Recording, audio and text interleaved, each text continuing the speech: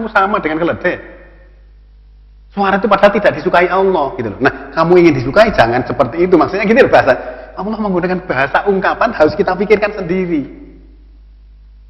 Artinya, kalau kamu dengan suara teriak-teriak keras seperti itu, soalnya seperti suara keledai. Oh, itu Allah tidak suka. Nah, kalau supaya kamu disukai oleh Allah, tentu saja tidak seperti itu. Bahasanya gitu. Allah bahasanya halus sekali. Allah itu santun, maha penyantun. Ya. Maha lembut.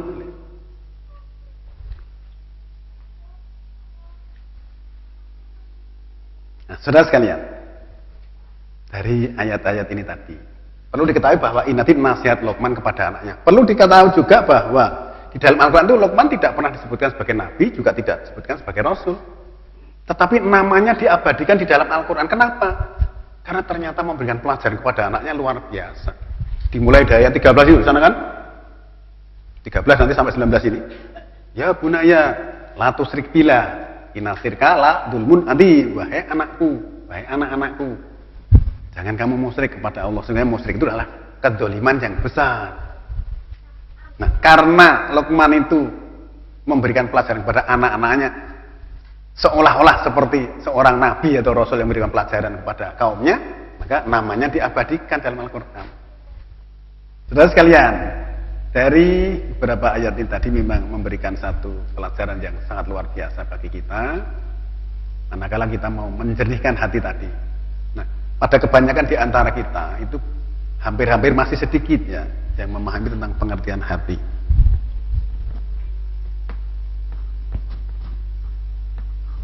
Hal ini memang sering kami ulang-ulang,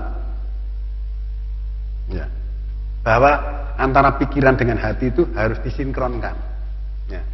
Kalau pikiran kan di kepala, ya hati itu di sini. Nah, ini kepala. Di sini hati yang namanya kolbu. Kolbu mafisudur di tengah-tengah dada. Tapi kolbu itu bisa sakit. Ya, juga bisa buta. Surat 2246 itu kan, yang buta itu bukan mata yang ini, tapi kolbu yang di dalam dada. Ya, itu bisa buta. Nah, ketika kolbu itu buta, ya dia nggak bisa melihat. Tidak bisa melihat kebenaran. Tidak bisa melihat ayat-ayat bahwa Allah sudah berpesan seperti itu. Karena hatinya buta. Yang dibuka hanya kecerdasan di kepalanya. Ketika orang itu mengaktifkan kecerdasan di kepala, maka hatinya akan disconnect. Ya, gambarannya kalau misalnya kita membuka internet sana, itu wifi-nya harus menyala. Nah, di dalam tubuh kita wifi itu ada dalam kolbu ini. Terus cara menyalakannya gimana? Gampang menyalakannya ini. Ya, menahan amarah. Masa iri, dengki, dendam itu hilangkan semua. Kita tenang, yakin terhadap ini tadi, kepastian tadi tentang ayat-ayat tadi harus yakin. Terus kemudian bersyukur dalam kondisi apapun. Nah, kebanyakan nanti kita susah sedikit aja sudah, wah gimana? Saya sudah sholatnya tepat waktu, malah ngundomono. Lah gimana? Itu namanya tidak tabah. Tabah itu dalam hal kondisi apapun selalu tabah. Bersyukur dalam kondisi apapun harus selalu bersyukur. Gitu loh. Apakah kita bisa seperti itu? Nanti kolbu ini sebagai wifi-nya nanti akan menyala terus-menerus. Nah, supaya kepala kita ini juga sinkron dengan hati di sini. Maka gelombang kepala itu kan ada beta, ada alfa, ada theta, ada delta. Nah, ketika kita masih berada di dimensi beta ini, berarti dia berada di otak kiri. Orang yang apa sedikit marah itu masih beta, masih di otak kiri, Pak, belum masuk otak kanan. Ketika sudah masuk ke otak kanan, nanti masuk ke dimensi theta, alpha, kemudian kalau sudah masuk di theta, nanti akan sinkron dengan hati kita. Ketika apa yang dikatakan atau yang akan dilakukan oleh kepala kita, hati kita setuju, maka berarti terjadi sinkronisasi. Jangan sering kan, misalnya mau melakukan tapi hatinya berontak, nah berarti belum sinkron. Masuk dimensi theta dulu, nanti dia akan masuk gelombang otak kanan. Ketika sudah masuk ke otak kanan, itu akan terjadi sinkronisasi antara kepala kita dengan hati. Nah, dulu wahyu itu turunnya lewat kolbu kok. Surat kedua 97, 98 itu kan. Lewat kolbu.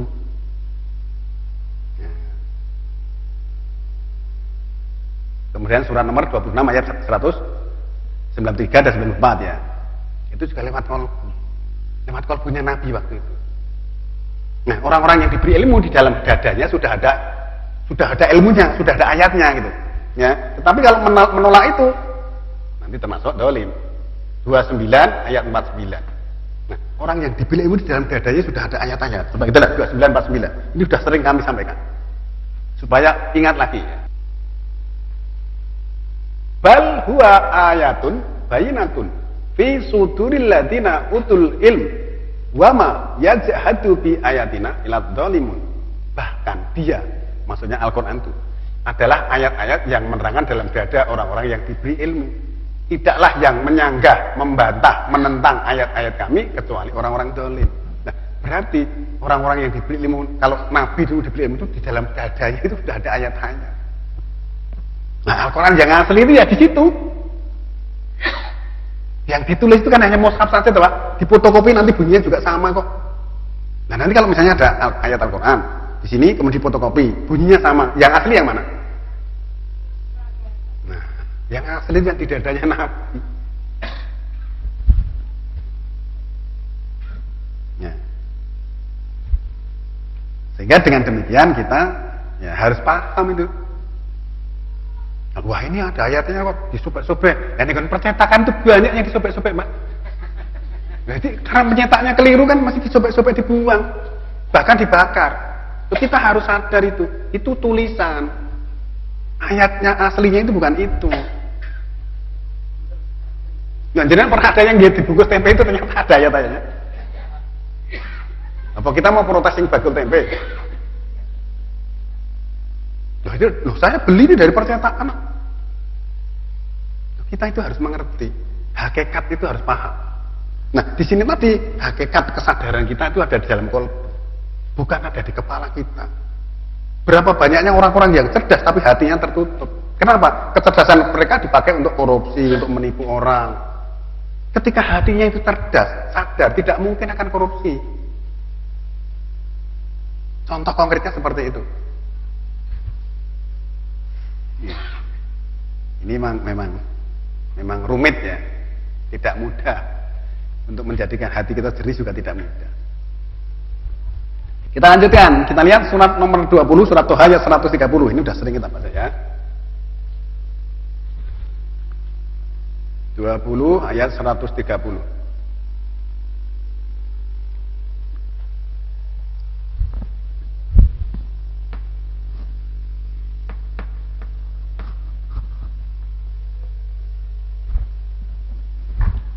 Wasbir ala ma yakuluna wasabbih bihamdi rabbika qabla tulu'i syamsi wa qabla ghurubiha. Maka sabarlah, tabahlah atas apa yang mereka katakan. Terus solusinya bertasbihlah dengan memuji Tuhanmu sebelum terbit matahari dan juga sebelum terbenamnya. Nah, solusinya itu bertasbih. Bertasbih tadi menjernihkan kolbu, menurunkan frekuensi getaran yang dari kepala. Ya, kalau tadi beta itu kan getarannya tinggi kan, marah-marah bisa 100 Hz per detik. Kalau diturunkan jadi alfa itu turun. Alfa itu kan biasanya nanti di bawah 10. Terus theta itu lebih rendah lagi, nanti di bawah 6 Hz maksudnya per detik. Nanti kalau delta itu paling tinggi, antara 0 sampai 1,5 lah paling tinggi. Itu betul-betul tenang. Nah, tapi banyak di antara kita yang tidak memahami hal itu, nggak ngerti. Marah-marah aja rumangsanya bener. Padahal nanti ketika orang marah terus-menerus itu yang rugi siapa? Dirinya sendiri. Begitu pulang minum bodrek. Nah, siapa yang rugi? Dirinya sendiri. Nah, ketika orang sudah menurunkan frekuensi getaran di dalam kolbu tadi, insya Allah orang itu nggak pernah kepala pusing, itu nggak pernah, Pak. Ya. Karena apa? Tenang, nyaman, bersyukur. Kalau enggak kan mau kepala, wah, habis pulang kerja sampai di rumah ternyata ada nasi, lauknya cuma sayur asem, marah-marah. Loh, ini kok nggak ada dagingnya? Dagingnya nanti kalau korban, gitu jawabnya. Jadi kita harus betul-betul mulai mencoba untuk mengerti tentang hakikat diri kita. agar supaya hati kita jernih. Jadilah orang yang banyak tersenyum, ya. Jangan banyak marah. Jenengan nggak percaya boleh dibuktikan ya. Jenengan coba dipraktekkan selama 1 bulan marah-marah terus. Ya. Nanti apa yang akan terjadi? Kemudian setelah itu nanti jenengan coba ketemu saya, nanti tak kasih tahu bagaimana supaya nggak marah. Selama 1 bulan sama sekali tidak marah, santai, tersenyum. Apa yang terjadi? Mas, jenengan pasti bisa membedakan sesuatu yang luar biasa. Ya. Ada yang sudah membuktikan? Yang dulu sering minum bodrek sekarang enggak? Nah, ada kan? Dulu Paramek, lengganan Paramek, Neralgin. Nah, saudara sekalian, ini tadi kan, fasbir ala ma yakuluna wasabih bihamdi rabbika qabla tulu'i syamsi wa qabla ghurubiha. Supaya solusinya itu bertasbih memuji Allah sebelum terbit matahari dan sebelum terbenamnya. Kemudian masih ada lagi wa min ana ilaili, dan juga dari pertengahan malam fasabih, bertasbihlah. Kita sudah melakukan kan sholat tengah malam, kemudian tahajud dan bertasbih yang panjang. Ya, terus kemudian wa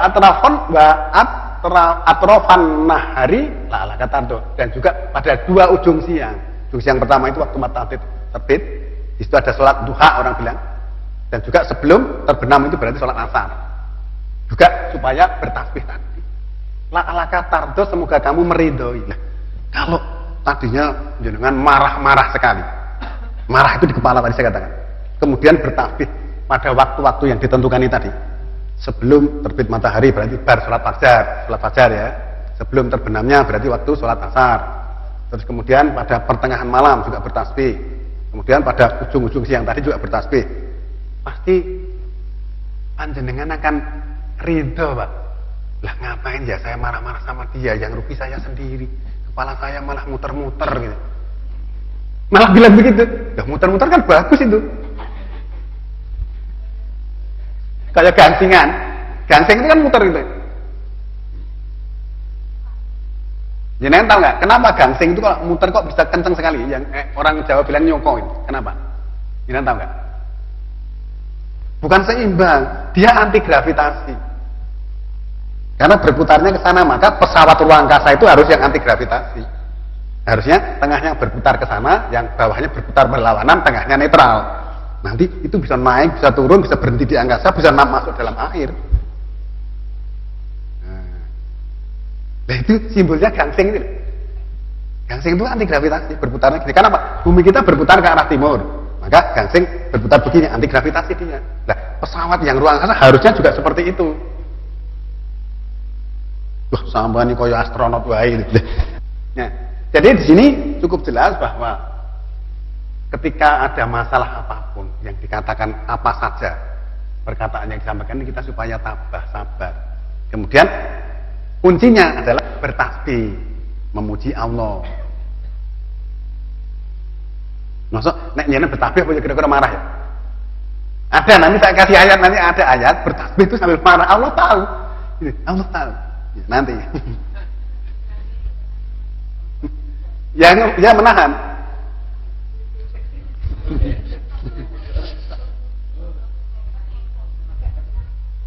Coba kita lihat surat 38 ayat 17 sampai 19 ya.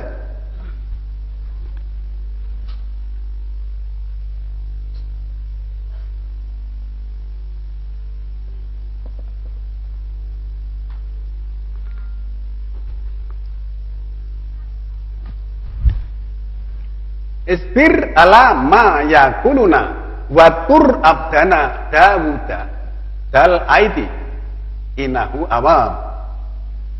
Di sini tabahlah atas apa yang mereka katakan, dan ingatlah hamba kami Daud yang punya kekuatan. Daud itu punya kekuatan, Pak. Tetapi dia walaupun ini ya tetap harus sabar. Bukan kekuatannya, wah punya kekuatan kok gitu.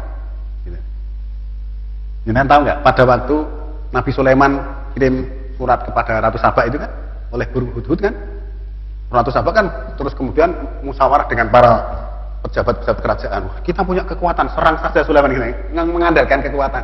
Dia tidak tahu bahwa Sulaiman itu lebih kuat daripada mereka. Ini Allah menjelaskan bahwa Daud itu punya kekuatan, bahwa dia orang yang patuh, innahu awwab. Orang mengandalkan kekuatannya terus untuk menyerang orang.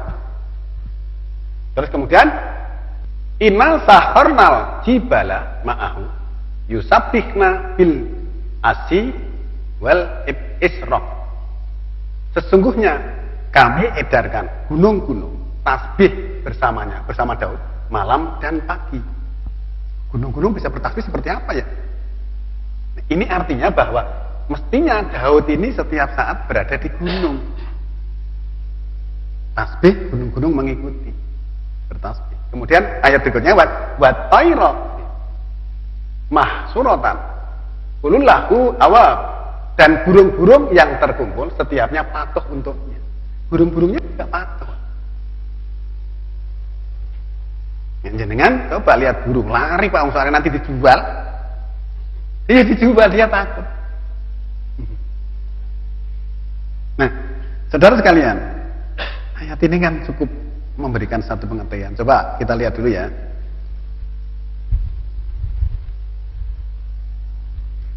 Surat nomor 68, surat Al-Qalam ya. 48 dan 49.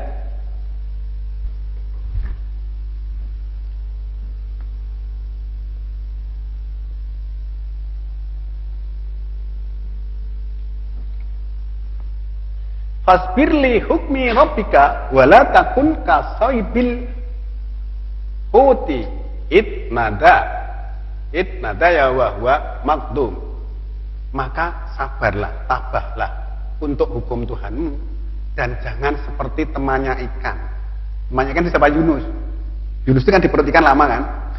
Jangan seperti hanya harus niru ketika dia menyeru dan menahan marah. Saya kira menyeru karena menahan marah kok ya fokus. Ya, ternyata Allah mengingatkan, kamu jangan seperti temannya ikan. Dia menyeru sambil menahan marah. Jangan pernah sholat sambil marah? Pernah kan? Nah, rasanya seperti apa coba? Loh, sholat kok sambil marah? Sholat itu harus pada Allah. Inna sholati wa nusuki wa mahyaya wa mamati lillahi rabbil alamin, kok sambil marah. Nanti hasilnya seperti apa?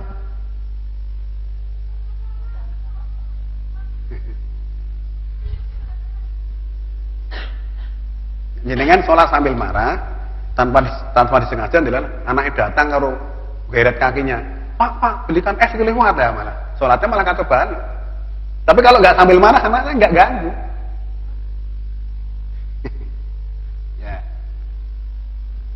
Di sini kan berarti kalau ayat yang diwarnakan ini,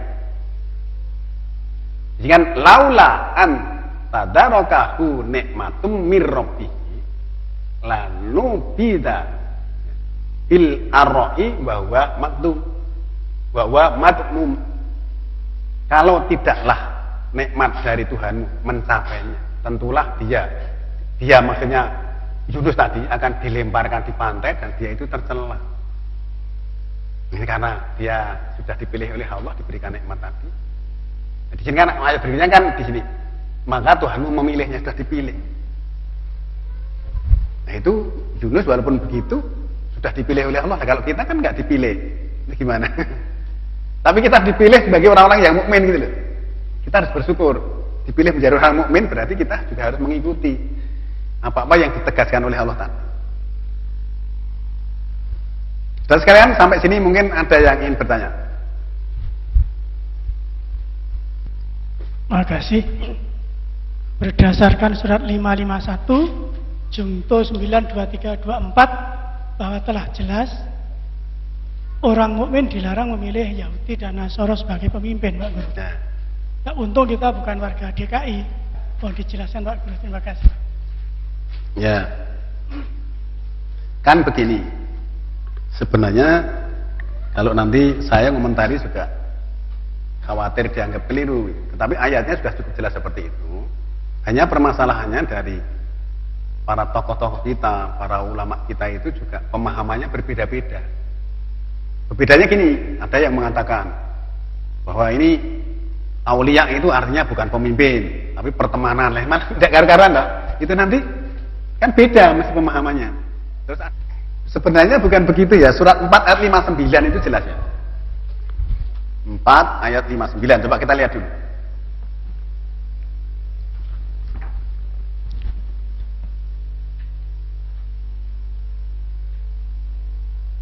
Di sini kan yang disuruh orang beriman. Ya ayyuhalladzina amanu atiullaha wa atiur rasulah wa ulil amri minkum. Wahai orang-orang beriman, taatlah kepada Allah dan taatlah kepada Rasul dan ulil amri yang mengurus, yang mengatur atas kamu, yang mengurus atas kamu. Fa in tanaza'tum fi shay'in farudduhu ila Allahi wa Rasul in kuntum tu'minuna billahi wal yawmil akhir. Jika kamu merundingkan tentang sesuatu, maka kembalikan kepada Allah dan Rasul jika kamu termasuk beriman kepada Allah dan hari yang akhir. Dzalika khairun, yang demikian lebih baik, wa ahsanu ta'wila, dan sebaik-baik pengertian. Sebaik-baik takwil. Di sini ada 3 yang harus ditaati, Allah, Rasul, ulil amri. Tetapi ulil amri di sini harus Qur'ani. Ya, kalau nggak Qur'ani kan nggak perlu ditaati. Karena ini ada dalam Al-Qur'an loh ya. Kita jangan berbicara tentang negara mana. Nanti negara nanti kacau. Nanti kita berbicara tentang Al-Qur'an. Bahwa ayat ini yang ditaati Allah, Rasul, dan ulil amri antara kamu. Nah, ini berlaku di seluruh dunia. Karena ayat itu petunjuk untuk manusia. Nah, masalah orang tidak mau pakai itu kan ya, itu silahkan aja. Tapi ayatnya memang berbunyi seperti itu. Kalau orang merundingkan tentang sesuatu, kembalikan pada Allah dan Rasul. Kepada Allah berarti ayat-ayatnya, Rasul yang menyampaikan, yang menganalisakan ayat-ayat. Kalau tidak, dianggap tidak beriman kepada Allah dan hari akhir, kan gitu loh. Ayatnya bilang seperti itu. Maka itu silahkan aja lah. Kita bersyukur bahwa kita bukan pejabat. Pejabat itu malah melu korupsi. Gitu ya, Pak Sita? Ya, silahkan.